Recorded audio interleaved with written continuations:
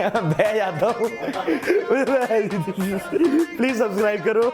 Like a starship speeding into the night, you and I get lost in the infinite light. Baby, tell me one more beautiful lie. One touch and I ignite.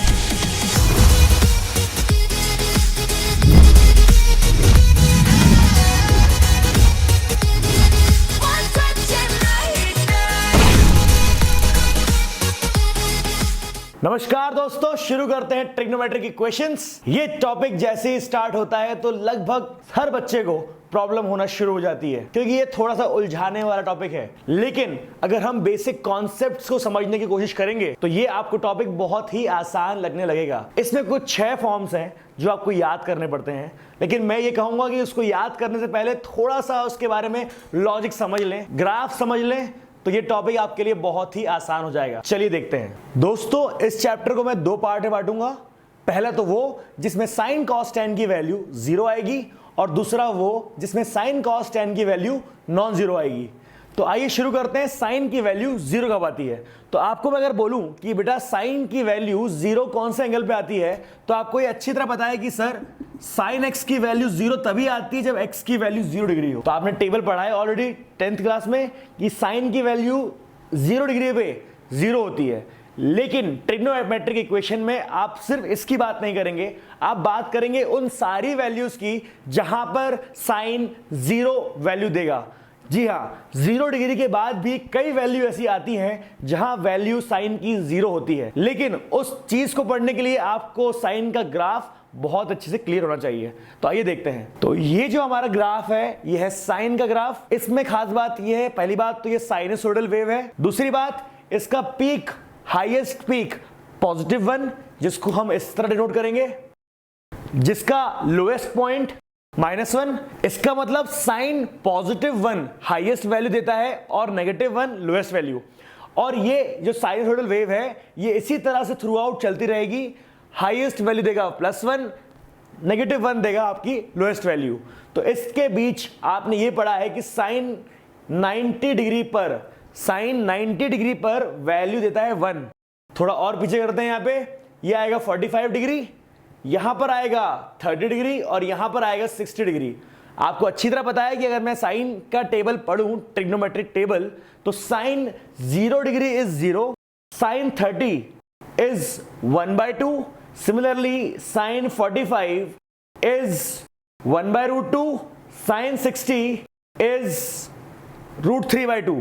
बच्चों को ये graph समझने में बहुत दिक्कत आती है, लेकिन दोस्तों यकीन मानिए कितने भी बड़े एग्जाम आप देने वाले हो, चाहे आप बात करें सैट की, चाहे बात करें आप आईआईटी की, चाहे बात करें आप किसी भी एग्जाम की, लेकिन मैथमेटिक्स में 11-12 के कोर्स में जितना अच्छा आपको ग्राफ आता है, उतना अच्छा आपके कॉन्सेप्ट डेवलप हो जाते हैं। ग्राफ के लिए एक बुक आती है, मैं किसी ऑथर का नाम सजेस्ट नहीं करूंगा, लेकिन कुछ बुक आती हैं प्ले विद ग्राफ्स के नाम से।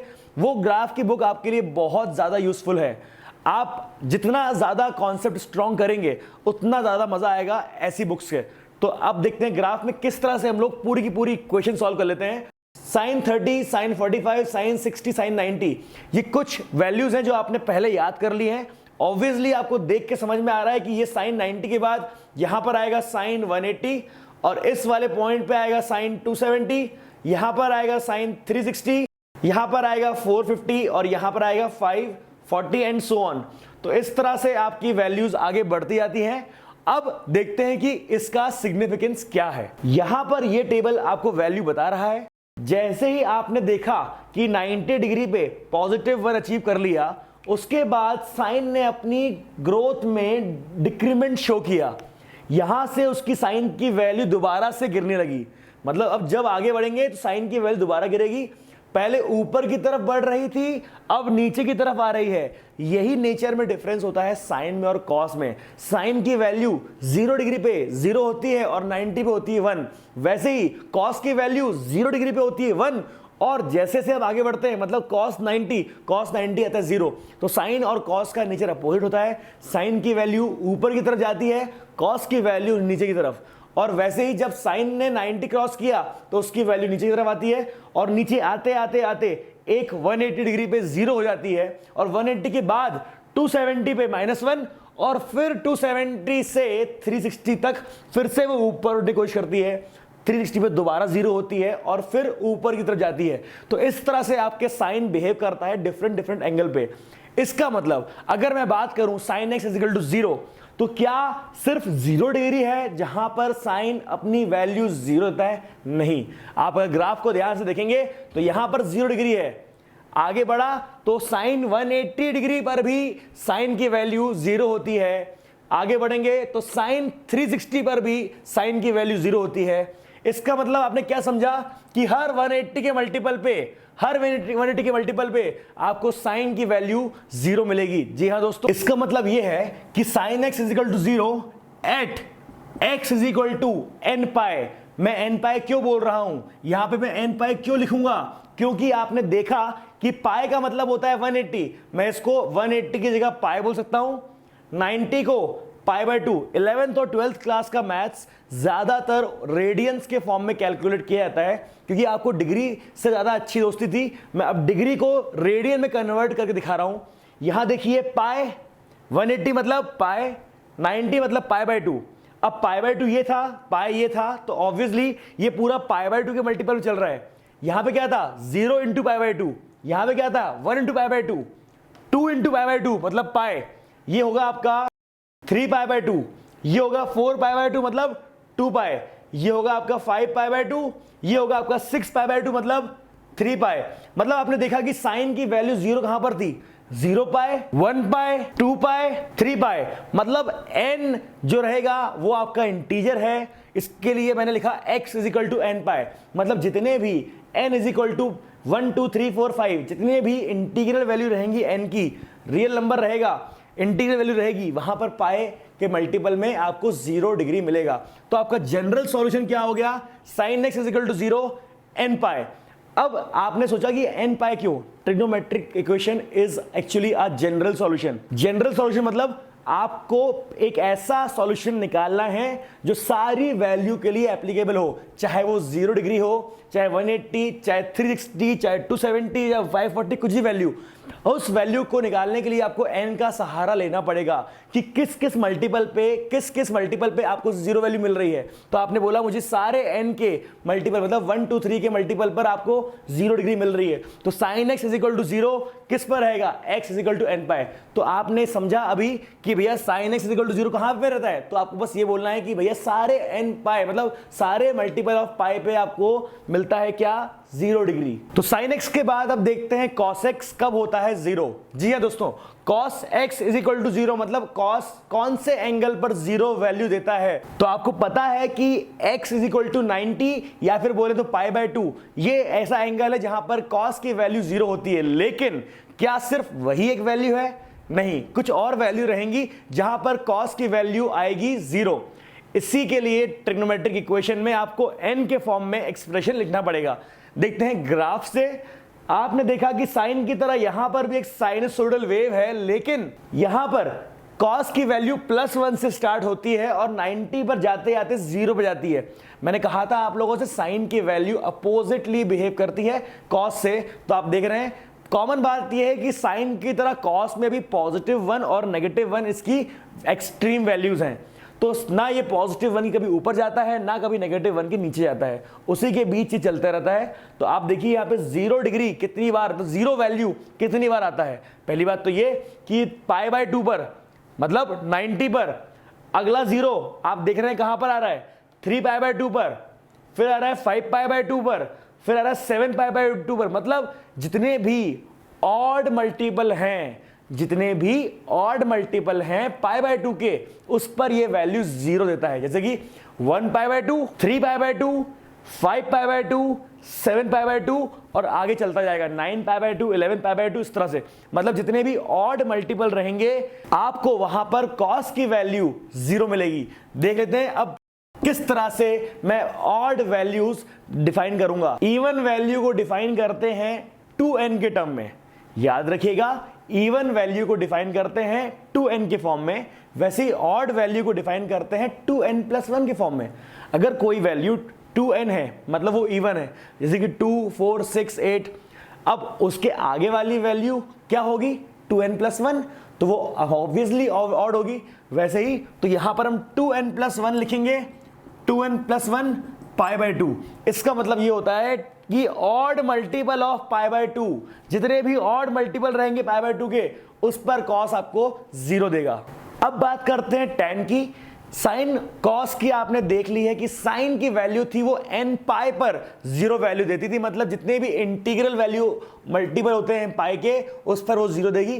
कॉस में आपने देखा कि सारी वैल्यू नहीं, क्योंकि अगर आपने n लिख दिया इसका मतलब होता है कि सारी इवन वैल्यू भी ऑड वैल्यू भी सारे मल्टीपल पे पाई के साइन देगा 0।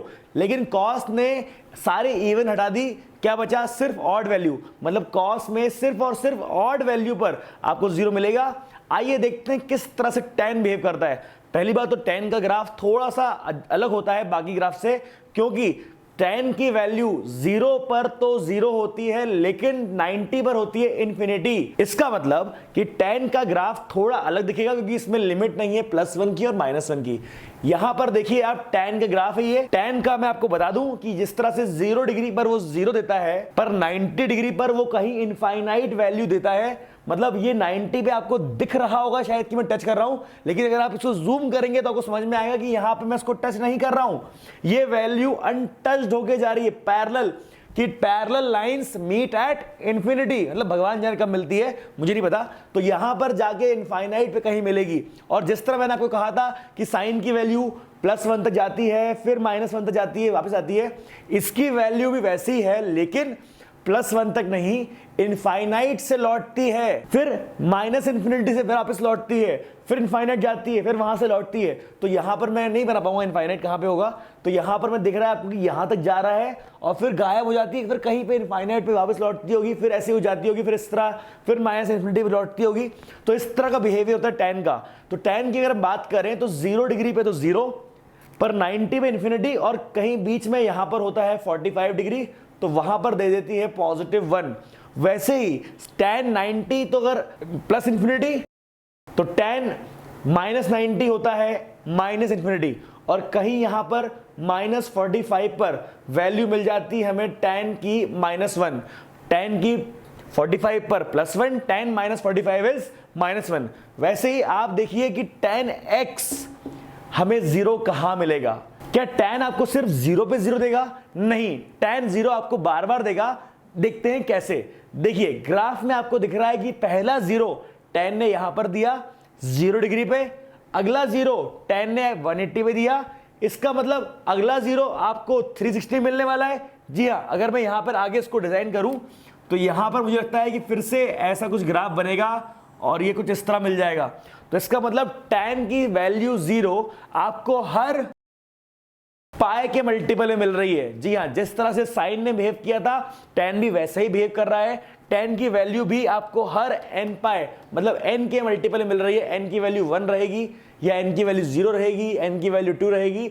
जैसे कि यहां पर n की वैल्यू 0 है, तो ये 0 पाई, 180 मतलब 1 पाई, 360 मतलब 2 पाई। तो इस तरह से आपके हर n पाई के मल्टीपल पे आपको, मतलब n के मल्टीपल पे आपको tan की वैल्यू 0 मिल रही है। तो इस तरह से हमने क्या क्या चीजें अभी तक नोट कर ली है, आइए देखते हैं। अभी तक हम लोग को समझ में आ गया है कि sin x = 0 पॉसिबल कब है? जी हाँ, जब x की वैल्यू n पाई रहे।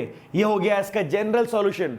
वैसे ही cos की वैल्यू 0 कब होती है? जब इसके पूरे के पूरे ऑड मल्टीपल आते हैं π/2 के, और जब tan x की वैल्यू 0 होती है तब x की वैल्यू फिर से n पाई के फॉर्म में आ जाती है। मतलब इस चीज को आपको याद करना है, और अब याद करने से बेटर आप समझ चुके हैं कि ऐसा क्यों होता है। अब ये तो बात हो गई हमारे पहले पार्ट की, जहां पर हम लोग डील कर रहे हैं साइन कॉस tan की वैल्यू जहां पे 0 आ रही है। अब बचा है दूसरा पार्ट, जहां पर हम डील करेंगे साइन कॉस tan की वैल्यू नॉन जीरो के लिए। तो दोस्तों हमने देख लिया है कि किस तरह से हम लोग sin x = 0, cos x = 0, tan x = 0 की जनरल इक्वेशन लिख सकते हैं। अब बचा हुआ है नॉन जीरो वाला पार्ट। नॉन जीरो पार्ट में मतलब मैं बात कर रहा हूं कुछ ऐसे पार्ट की जहां पर आएगा आपका sin x = sin अल्फा, मतलब 0 वैल्यू नहीं आ रही, कोई और वैल्यू आ रही है, जैसे कि 1/2, 1/√2, √3/2, ऐसी कोई वैल्यू। जैसे मुझे अगर 1/2 चाहिए इसके इस तरफ, इसका मतलब अल्फा की वैल्यू क्या होनी चाहिए? जी हाँ, sin 30 1/2, मुझे 1/√2 चाहिए तो अल्फा की वैल्यू क्या होगी 45। मुझे अगर √3/2 चाहिए, इसका मतलब अल्फा की वैल्यू क्या होगी 60। तो इस तरह से मतलब नॉन जीरो वैल्यू के लिए हम लोग sine x is equal to sine alpha, वैसे ही cos x is equal to cos alpha, या फिर tan x is equal to tan alpha, ऐसी कोई सी वैल्यू लेंगे। तो हम ड्राइव करते हैं कि किस तरह से, जैसे हमने जीरो के लिए वैल्यू निकाल ली, वैसे ही किस तरह से हम लोग sin x is equal to sine alpha, cos x is equal to cos alpha, tan x is equal to tan alpha के लिए वैल्यू निकाल लेंगे। तो शुरू करते हैं sin x is equal to sine alpha से। तो कैसे इसको डिराइव करेंगे, कैसे इसकी जनरल इक्वेशन निकालेंगे, देखते हैं। इसका आप डेरिवेशन ही सीख गए तो बहुत सारे क्वेश्चन करना आप डेरिवेशन से सीख लेंगे। दोस्तों मैथ्स में कोशिश करिएगा जितना रट्टा कम मारे उतना अच्छा रहेगा लंबे टाइम के लिए, क्योंकि अगर आप डिराइव कर रहे हैं सारे फॉर्मूले तो उसी डेरिवेशन के प्रोसेस से हमारे सारे सवाल भी सॉल्व हो जाते हैं। तो शॉर्टकट मत दीजिए, कितना टाइम लगेगा, मैं हूं ना, थोड़ा एक्स्ट्रा टाइम लगेगा, लेकिन हम लोग चीज़ों को इतना स्ट्रॉन्ग कर लेंगे कि कभी कॉन्सेप्ट वाइज कोई दिक्कत नहीं आएगी। तो देखते हैं कैसे ड्राइव करते हैं। Sine x is equal to sine alpha, यहां पर sine X minus sine alpha is equal to 0 हो जाएगा। क्या ये आपका sine C minus sine D का फॉर्मूला दिखा रहा है? जी हाँ, मुझे पता है कि आप लोगों ने फॉर्मूला याद कर लिया है, क्योंकि वो पिछले वीडियो में मैंने पूरे के पूरे फॉर्मूले ड्राइव किए हैं। मुझे विश्वास है कि आप लोग याद करके ही ये वाला वीडियो देख रहे हैं। तो बताइए क्या है formula? Sine C minus sine D का फॉर्मूला बताएंगे आप लोग। Since sine C minus sine D is equal to, तो बताइए फॉर्मूला क्या है? Sine C minus sine D, C minus sine D, formula क्या है? जल्दी बोलिए। जी हाँ, अब तो याद आ गया ना। तो यहां पर आएगा 2 cos c plus D, c है मेरा x, x plus alpha by 2 sine x minus alpha by 2 is equal to 0। 2 cos c plus D by 2 sine c minus D by 2, ये वाला फॉर्मूला आप ऑलरेडी सीख चुके हैं। अब ये 2 जाएगा 0 के नीचे तो 0 हो जाएगा। तो आपके पास सिर्फ बचा cos x plus alpha by 2 sine x minus alpha by 2 is equal to 0। क्योंकि दो टर्म मल्टीप्लीकेशन में आपको 0 दे रही हैं, इसका मतलब इंडिविजुअली भी वो 0 के बराबर है। तो अगर वो इंडिविजुअली 0 के बराबर है तो आपके पास टर्म आएगी cos x plus alpha by 2 is equal to 0, और दूसरा टर्म है आपका sine x minus alpha by 2 is equal to 0। ध्यान दीजिएगा, ये फिर से वही टर्म आ गई है कि cos x is equal to 0 कब होता है, जो हमने अभी जस्ट पहले पढ़ा था कि cos की वैल्यू 0 कब कब होती है, उसके लिए जनरल फॉर्मूला क्या है। cos angle is equal to 0 के लिए आपने पढ़ा था कि angle is equal to odd multiple of pi by 2।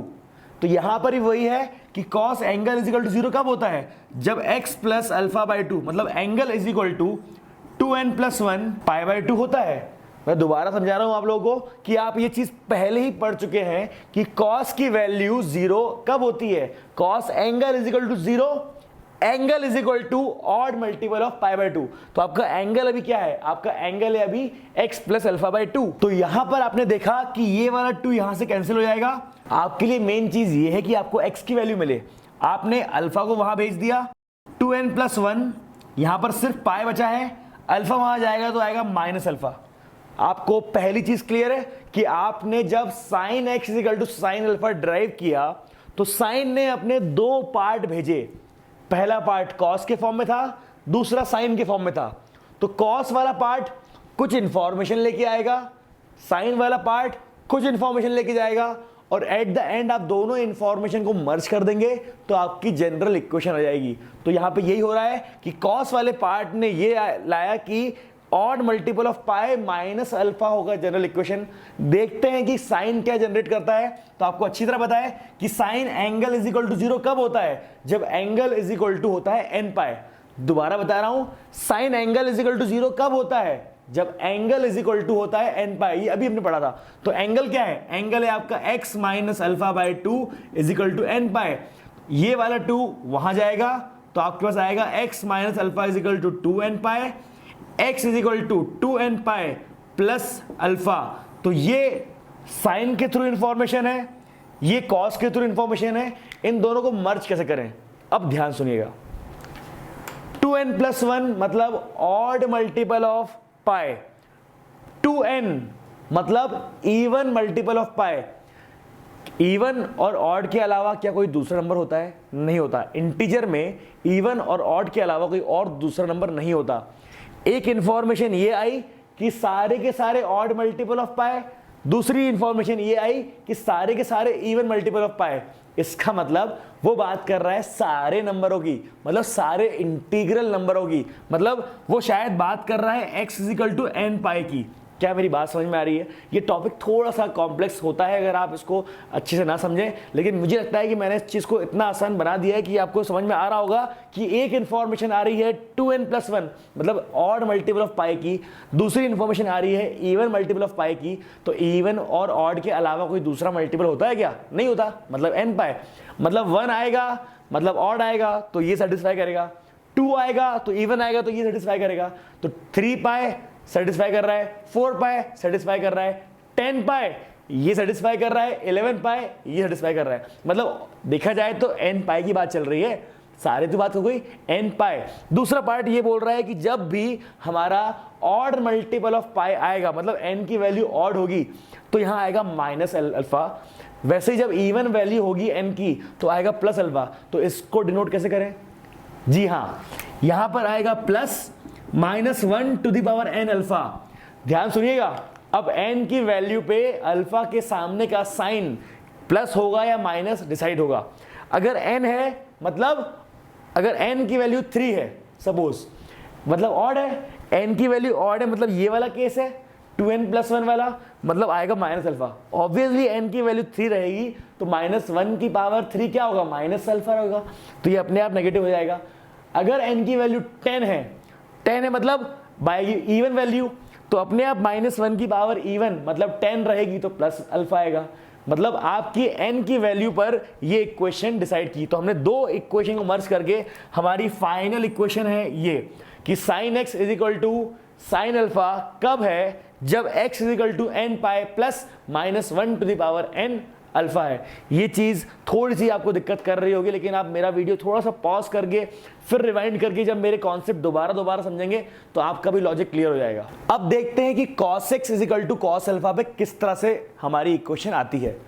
तो cos x = cos अल्फा आपको अच्छी तरह पता है कि फिर से इसको लेफ्ट हैंड साइड भेजेंगे तो ये आपको दे रहा है cos c - cos d का फॉर्मूला।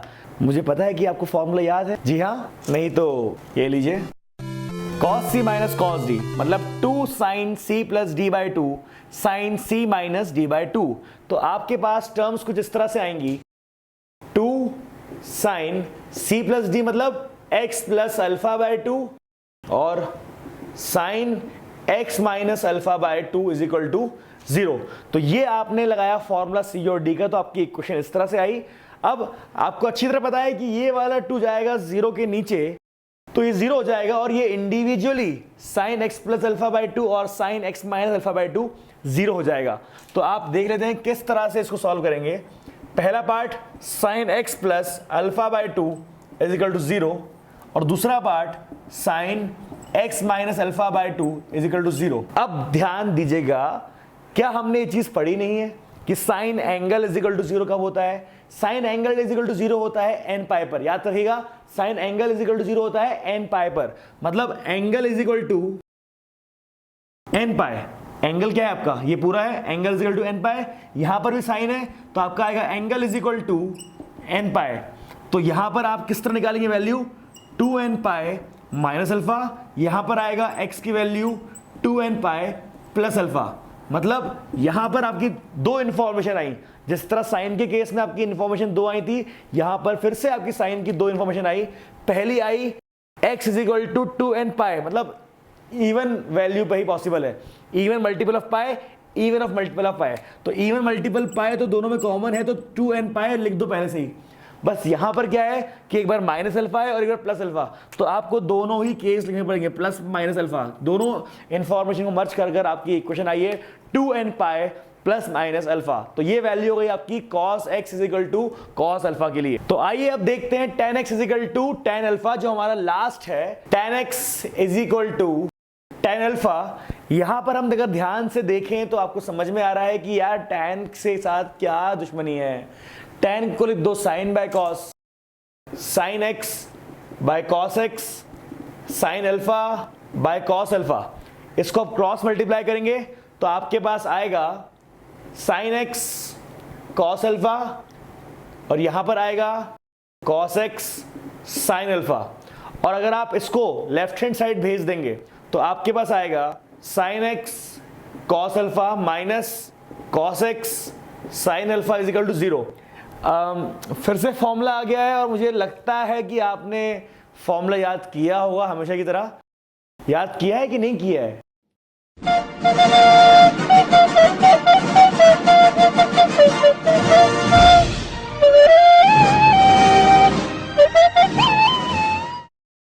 तो ये फॉर्मूला है sin a cos b minus cos a sin b का, जिसको हम बोलते हैं sin a minus b। sin a minus b मतलब sin x minus alpha is equal to 0। अब हम उसी जगह पर आ गए हैं जहां पर हम अभी पहले थे। Sine angle is equal to 0 कब होता है? Angle is equal to n pi. तो एंगल क्या है? x minus alpha is equal to n pi. तो x is equal to n pi plus alpha. तो इस तरह से आपने देखा कि 3 फॉर्म आपने लिख दिए हैं। अब ये 3 फॉर्म आपको याद करने हैं, ये 3 फॉर्म और वो 0 वाले 3 फॉर्म, तो टोटल 6 फॉर्म आपको याद करने हैं। तो इस टॉपिक में हमने क्या क्या चीज पढ़ी, एक बार उसको जाते जाते रिवाइज कर लेते हैं। हमने बात करी है साइन कॉस टेन की 0 के वैल्यूज की और साइन कॉस टेन की नॉन 0 की वैल्यू की। अगर हम बात करें sine x is equal to 0 की, तो हमारे पास सॉल्यूशन था x is equal to n pi. Cos x is equal to 0 मतलब x is equal to odd number of pi by 2 मतलब 2n plus 1 pi by 2। tan x is equal to 0 मतलब x is equal to n pi. यहां देखिएगा sine x is equal to sine alpha, x is equal to all integral value of pi plus minus 1 to the power n alpha, जहां पर n की value पर depend करेगा कि ये positive आएगा कि negative. cos x is equal to cos alpha, x is equal to even number of multiple of pi plus minus alpha, दोनों को हम काउंट करेंगे। tan x is equal to tan alpha, x is equal to n pi plus alpha. तो दोस्तों जुड़े रहिए commerce दावा से, क्योंकि आपकी सारी परेशानियों का समाधान हमारे पास है। वीडियो को लाइक करिए ताकि ये वीडियो ट्रेंडिंग में आए, दोस्तों शेयर करिए, सब्सक्राइब करिए हमारे चैनल को ताकि जब भी हमारा अगला वीडियो आए तो घंटा बज जाए। मिलते हैं अगले वीडियो में, तब तक के लिए बाबा जी की तरफ से धन्यवाद।